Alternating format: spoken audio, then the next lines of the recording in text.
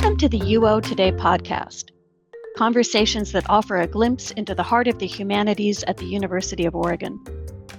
Listen as our faculty, students, and guests introduce ideas and research that help us reflect on the past, navigate the present, and imagine possible futures. I'm Leah Middlebrook, Director of the Oregon Humanities Center.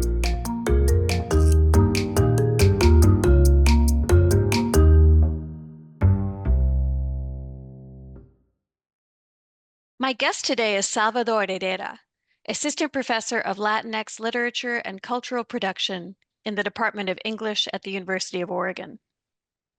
His research and teaching traverse literary, performance, and Latinx studies. Specifically, he analyzes transborder aesthetics to theorize queer life. Salvador Herrera, thank you for coming on the show. Thank you for having me, Leah. I'm excited to talk with you. Great. Well, it might be good to just start talking a little bit about your background, and maybe, what led to your research focus. Let's see. So I was born and raised in the city of Chicago, and I never thought I'd really leave until my college admissions kind of decided for me. And I ended up at Cornell University in Ithaca, New York, which was a bit of a cultural shell shock, if you will. But I managed to find amazing mentors and among the faculty and to form really close bonds with friends. And so what started out as a pre-med track kind of led me into English literary studies, which had always really been my strong suit, but I think I had these medical doctor dreams rather than PhD doctor dreams, or at least I never imagined myself as someone who could become a professor.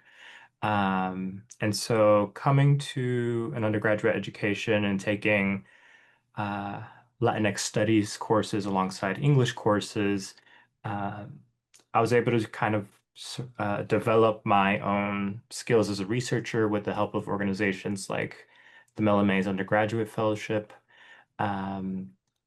which is essentially an organization tailored toward increasing the representation of faculty members from diverse backgrounds in academia. And that led me from English at Cornell to the PhD at UCLA in the English department there, all the way on the other side of the US in Los Angeles. And I was fully intent on pursuing a straightforward literary PhD dissertation when I first entered the program. But something funny happened in the sense that I think my my social media algorithm sensed that I was a weird person coming to LA for the first time of a Latino background, and it started showing me all of this avant-garde art by performance artists in the area who were doing these amazing performances and other artistic expressions that I almost didn't have the language for in order to make sense of why this work was important, even though it drew my attention so much and was very compelling. And so I spent some time diving into performance studies, learned more about affect and the body and other aspects that while, close reading textual analysis in English is very strong, there's just a whole other dimensions when you're talking about a live performance or someone's physical body rather than, a two-dimensional text. And so, yeah, that's how my research sort of came about. It was definitely shaped also by the ongoing political climate under the Trump administration, especially the rhetoric against migrants, the sort of war on transgender bodies and the legislation against their identities, as well as reproductive governance and bodily autonomy as kind of maybe crystallizing a lot of those issues, actually. And so now, having written this dissertation on transborder art, especially as a response to the NAFTA era of the US, North American Free Trade Agreement, and its sort of establishment of a quote unquote free trade economy, um, as well as Operation Gatekeeper, which essentially accelerated migrant death in the borderlands and desert landscapes. Um, I'm now thinking towards this like contemporary moment of the politics that we're dealing with right now as framing the artist interventions in my work for my book project. This is so interesting. So you mentioned that your dissertation was unfolding, I think if I was following you, on sort of a tension between NAFTA, an idea of free trade, and then experiences of embodied people and perhaps the generation of art, sort of a conflict or some kind of a tension between those two things. Is that your dissertation? Yeah, yeah. So it definitely starts with art groups like the Border Art Workshop, who were working in Tijuana, San Diego, and other regions along the border, who were creating works of politically engaged art that were responding to this dynamic in which indigenous Mexican workers and laborers were essentially dispossessed of their farmland, and corn, especially as a crop, was essentially pivotal for their subsistence and for their generation of wealth. Was, taken up by these large transnational corporations, and they were then made to work for the corporations rather than for themselves. And so that is when we see the exponential shift in migration north from Mexico to the US. And it's also combined with Operation Gatekeeper, which is a kind of an enforced negligence on the part of the Border Patrol apparatus, where they would only police the safest routes for migrants to cross, leaving the most dangerous pathways open to um, you know, the many people who were desperate enough to really try and traverse through those lands. Um, and so the Border Arts Workshop was responding directly to that climate.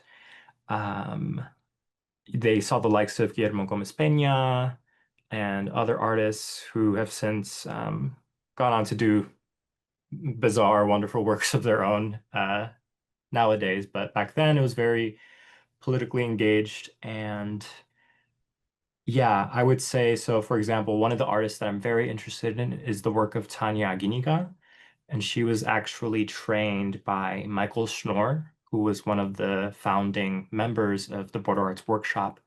And so Tanya grew up in Tijuana, San Diego, crossing the border as a child, and she met Michael Schnorr, I believe, in a community college art class. And that really inspired her to pursue art as her career. And so she went to the Rhode Island School of Design on the East Coast for her education. She started off with a lot of feminist weavings and the like in terms of her art practice. And when it came all the way up to the first Trump administration, she felt this kind of political urgency to return to that border arts workshop moment, but for the present, to meet politics where they are. And so she staged this performance called Metabolizing the Border. And it's this very almost sci-fi futuristic looking performance, even though it's all very analog. And so in this performance, she's dressed in a neoprene suit that's kind of skin tone.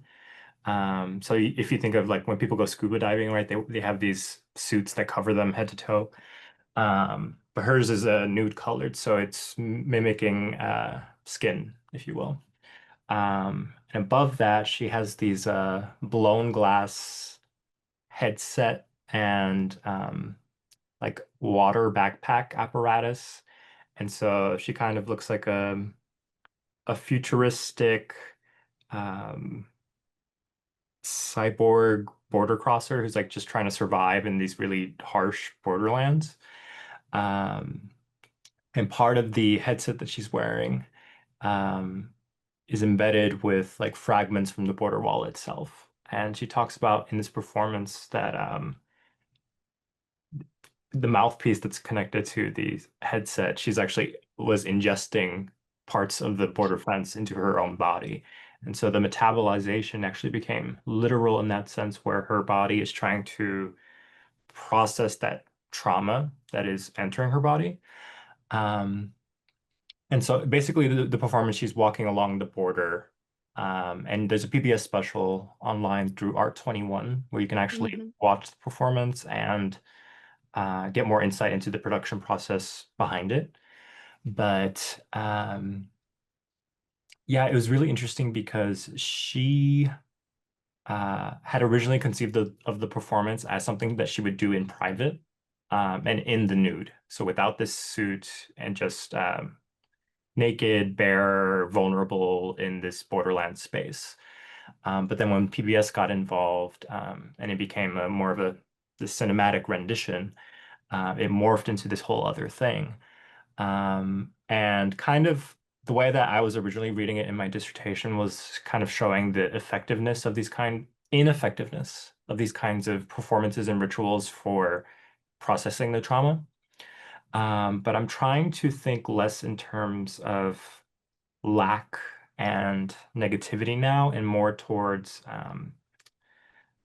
the productive aspects that these performances afford as far as increasing the performer's autonomy in terms of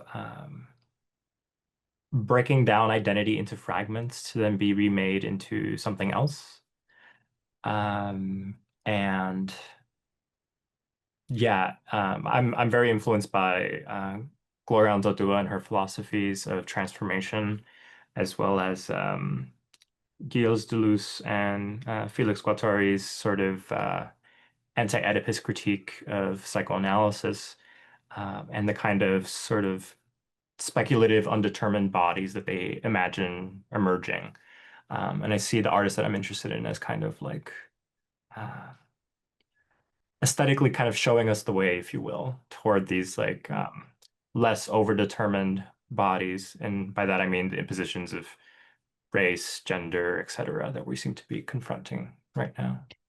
It seems like this project is going to be contributing to and sort of enhancing other kinds of sort of multimedia and soundscape projects I've been hearing about unfolding in border spaces, sort of helping people think more about, yeah, that strange intersection of a political border and then what it means to be, a sensory human being. I really look forward to reading the book. Tell us a little bit about your teaching. What classes do you teach at UO? So this quarter, I am teaching one course, upper division undergrad English course in multi-ethnic climate fiction.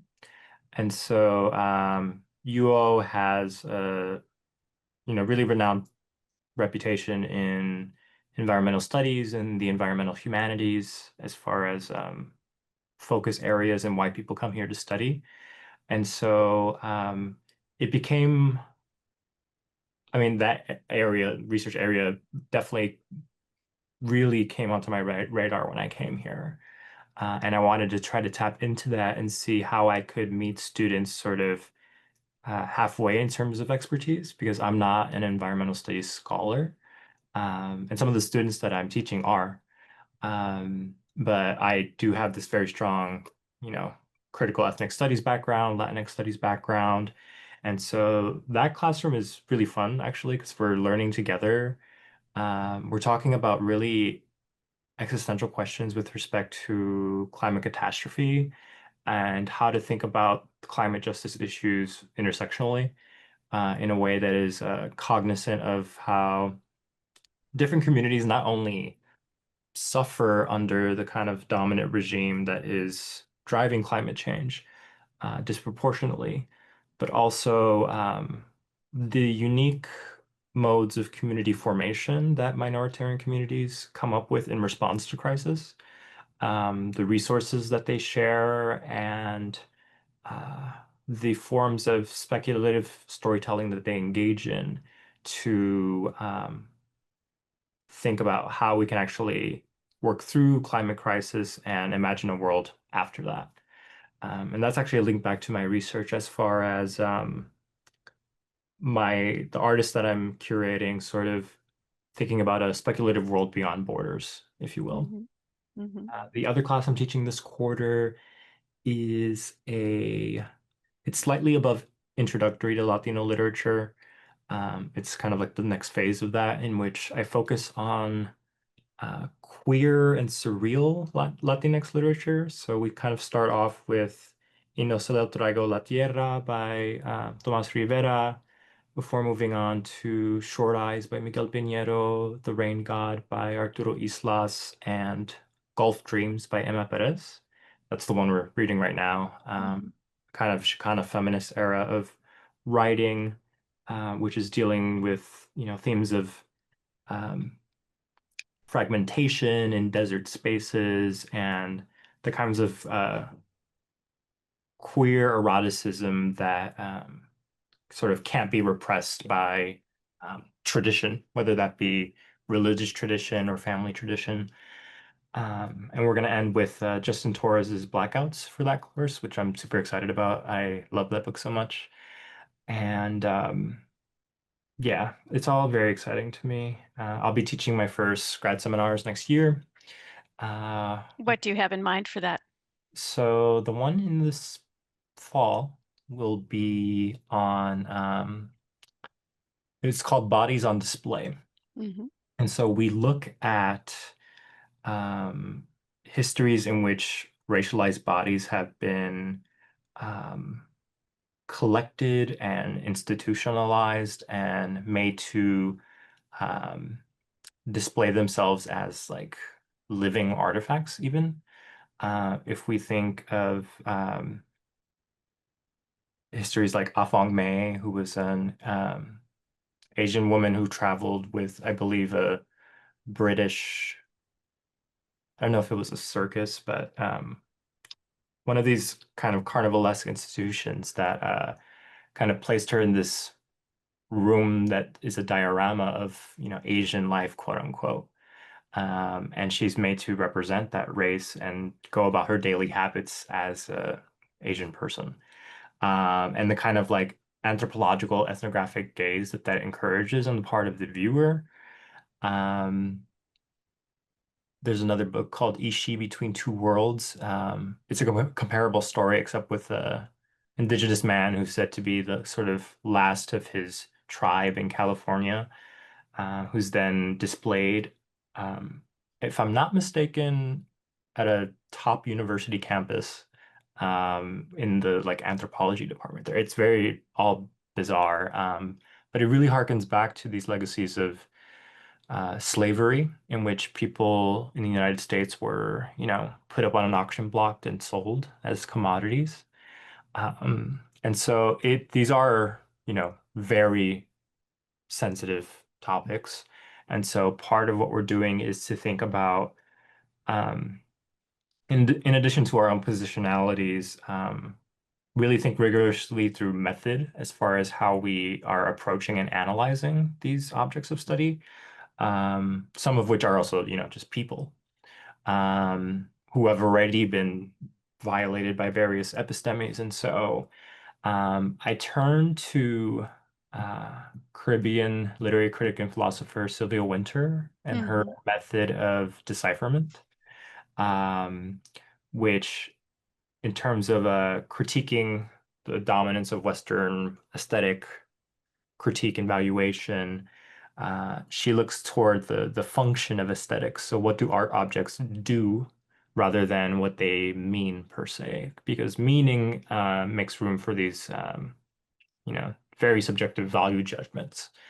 And so functionality, I think, allows us to think about why were bodies put on display?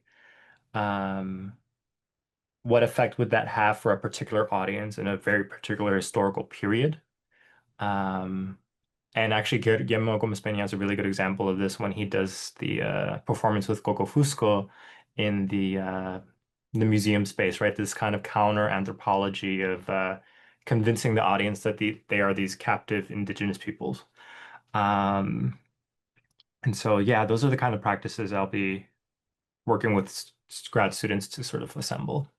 Hmm. It's interesting, isn't it, that Sylvia Wynter seems to have become so prominent. I would say maybe over the past 8 to 10 years. Mhm.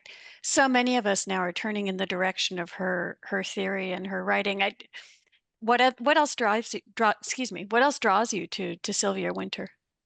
Let's see. So the first essay of hers that really drew me to her was the Coloniality of Being Yeah. article, which is probably one of her more famous and well-read ones. Um, I was recommended by another graduate student to look at Sylvia Wynter's work in my first or second year of grad school, based on just like the kinds of ideas I was articulating and what my interests were. And so I read her, and I had read Foucault, I had read Anibal Quijano and his sort of world systems theory of coloniality, and so I might have even read Maria Lugones by that time on the coloniality of gender.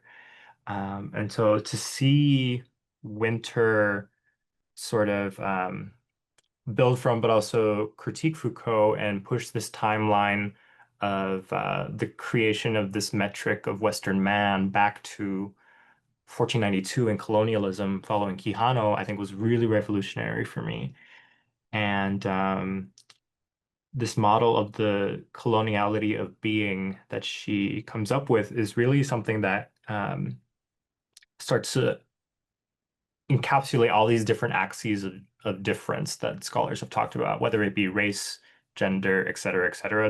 They're all, for Winter, I believe, forms of, hierarchical difference making that follow particular uh, dominant modes of knowledge production over the time, shifting from religion to the natural sciences and now data and information as modes of producing knowledge on bodies and on racialized people. One thing as I read deeper into Sylvia Wynter's other works that struck me was her understanding of aesthetics and of genre as boundary maintaining systems. And so when I see boundary, I can't help but think of borders and how aesthetics actually play a role in creating these us versus them dichotomies. Um, Often very much false dichotomies that are meant to, um, prohibit class consciousness from coming into being, from um, eliminating the possibility of multiracial and multi-ethnic solidarity, et cetera, et cetera. Um, she has many rich concepts. Yeah, I can really, as you're talking it through, it just makes perfect sense why she would sit at the center of your work. And it's really, really exciting to learn that she's going to be featuring in your graduate seminar. I think that's just going to that's going to be terrific. I want to shift direction a little bit, but I'm sort of interested in your thoughts. The University of Oregon has been making efforts in the past years to become a Hispanic-serving institution. And we wondered about your thoughts about that. Why do you think that such a designation is important? I think it's really important. I think a large percentage of our student body identifies as Latinx. It's a growing population in not only the Eugene area, but in Springfield and in other places in Oregon. Um, I think it's important as far as thinking about, I guess, the politics of the current administration and how the University of Oregon can continue to protect students from vulnerable populations, um, especially those, the students who are at the intersection of Latinx identity and potentially being undocumented. Like, what does it mean to be a Hispanic-serving institution with those kind of larger national politics in mind? I think is a really important question. Um, I was part of the Latinx cluster hire here at UO, which I'm very grateful for because to come in with a whole cohort of other new faculty here at UO has been, I think, really instrumental in having a sense of community. And so I think the HSI designation helps us capitalize on those um, cross-campus relationships among faculty, faculty who have been here doing the work with the Center for Latino and Latin American Studies, and also the new faculty who are being onboarded. We're very much, I think, in communication and supported in that sense. And so um, I think it's important to continue developing and expanding the curriculum. And, our courses, they do fill up, right? Like there is a high demand for these courses from the students, whether or not they identify as Latinx or not. A lot of them, I have many students who don't come from that background who just want to be aware of the contemporary situations of their peers, to learn more about cultural backgrounds that are different from their own without, as I encourage my students to kind of reflect on, without sort of cannibalizing the experiences of others and kind of treating works of Latinx literature as this kind of cultural capital that we can accumulate and show how worldly we are, right? I found that at all to be an issue so far, but it's just something that I'm resistant to within the larger um, scholarly landscape, if you will, in terms of the relationship of ethnic studies to academia. But yeah, why HSI? In short, it would give us the resources federally provided, you know, crossing our fingers that HSI is still a thing, right? To continue supporting this programming, to meet students where they're at in terms of the student body population that we're serving, and to really grapple intersectionally with so many of these issues um, that are relevant to Latinx communities. And so, my own research is sitting at this intersection of um, trans identity, the border apparatus, and reproductive autonomy. And, I don't know many people who can't relate to those issues in some way, even if they aren't Latinx. And Hmm. so Latinx studies is just the framework that allows me to bring all these aspects into conversation. Yeah. Well, we're really glad you're here. And thank you for spending some time talking to us today about your work. It's been a really great conversation. Thank you so much, Leah. Thank you. I've been speaking with Salvador Herrera, Assistant Professor of Latinx Literature and Cultural Production in the Department of English at the University of Oregon.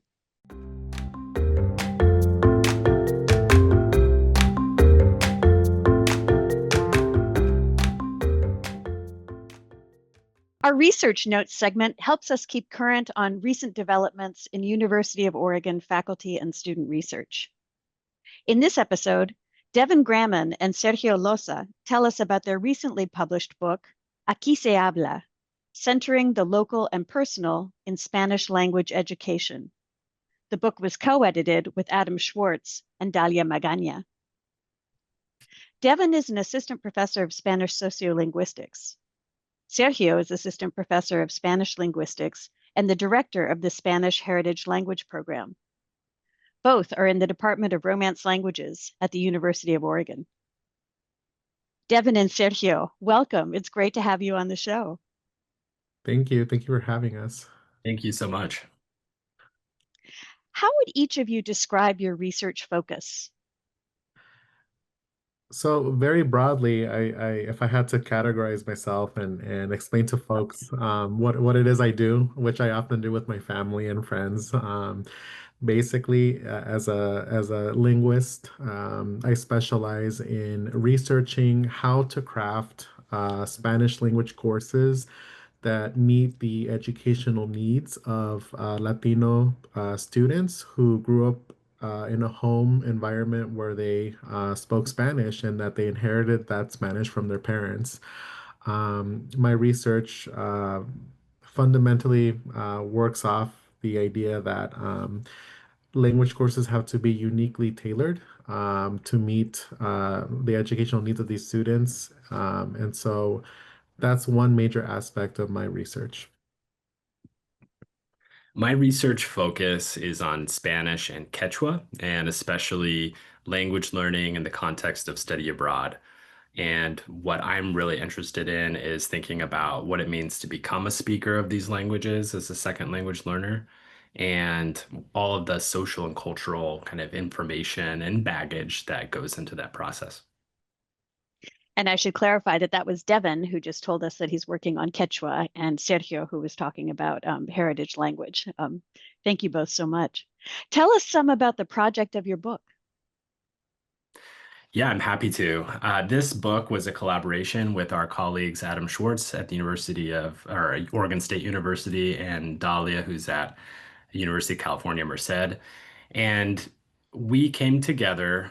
I think all of us are really interested in thinking about how to create a more just and equitable Spanish language education, one that foregrounds language learning as being deeply personal and local and as a lifelong practice.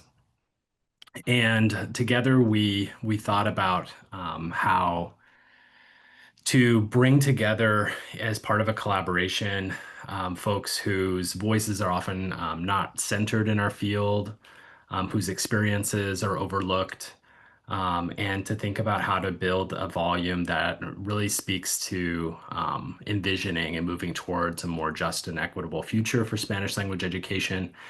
And that part of that is really about contending with different types of tensions and these tension points that underlie the way that we've tended to do this. This kind of Spanish language education, I guess, as a field.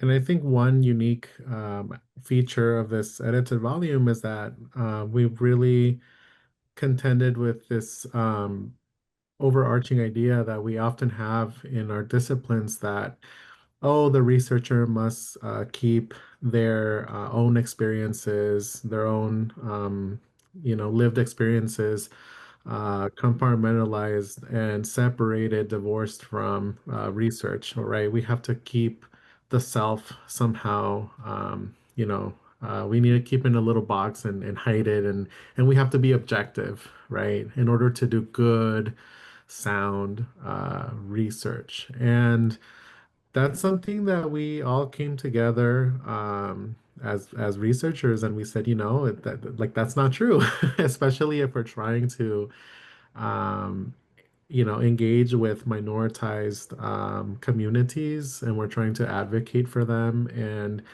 a lot, us as researchers have had many experiences where we draw inspiration from, where we from those experiences that we've lived, we also create our research questions, right? It's like this compass that we have internally that points us towards different questions and research issues and so on and so forth. So it's really juxtaposed to this like very positivist idea of like there is the truth, right? There is a objective truth, right? There is science. And so we really wanted to break away from that and allow ourselves to be vulnerable and to also put ourselves in the volume and to talk about our experiences with our various different research topics that range between, in my case, a language in the classroom, Devin's study abroad, right?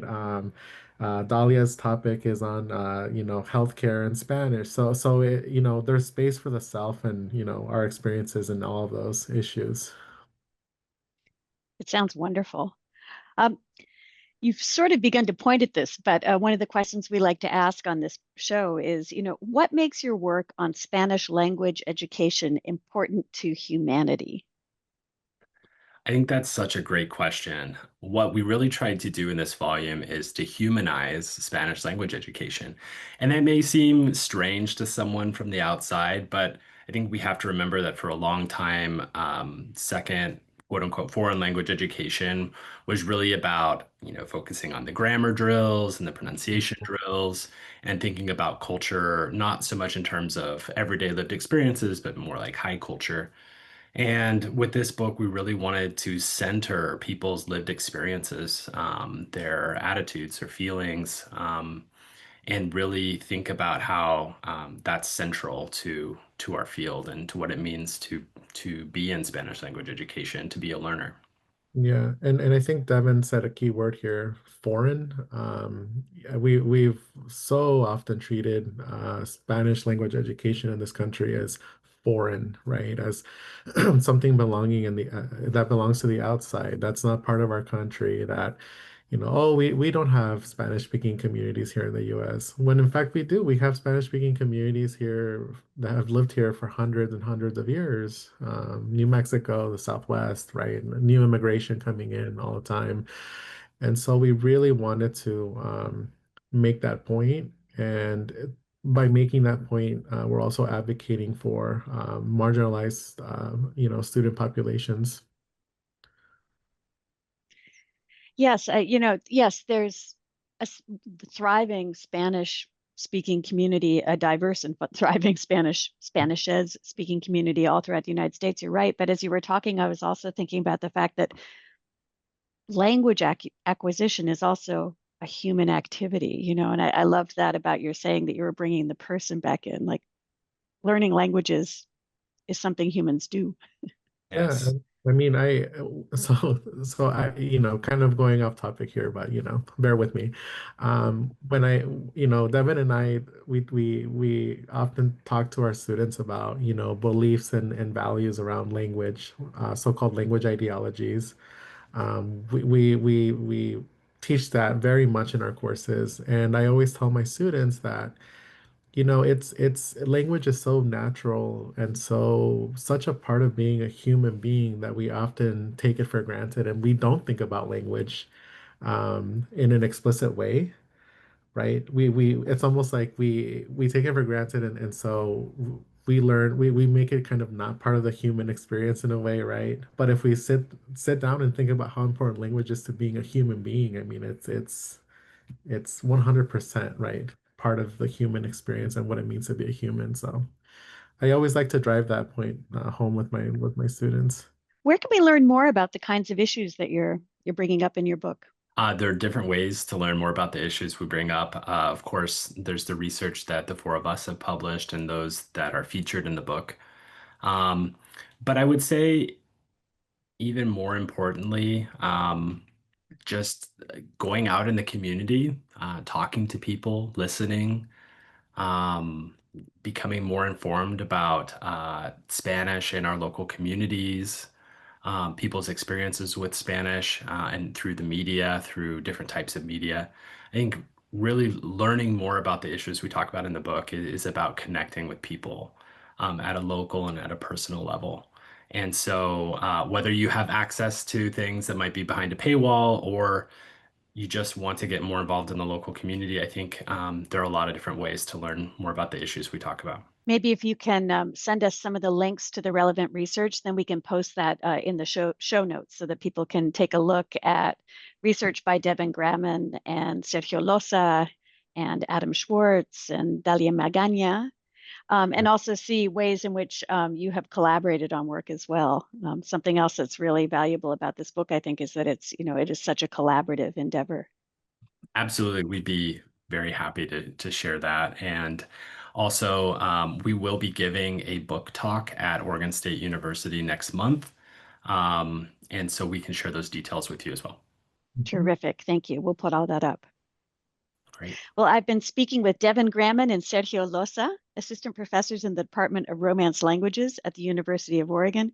Thank you both so much for telling us more about Aquí se habla, centering the local and the personal in Spanish language education. UO Today is a production of the Oregon Humanities Center at the University of Oregon. Thanks for listening.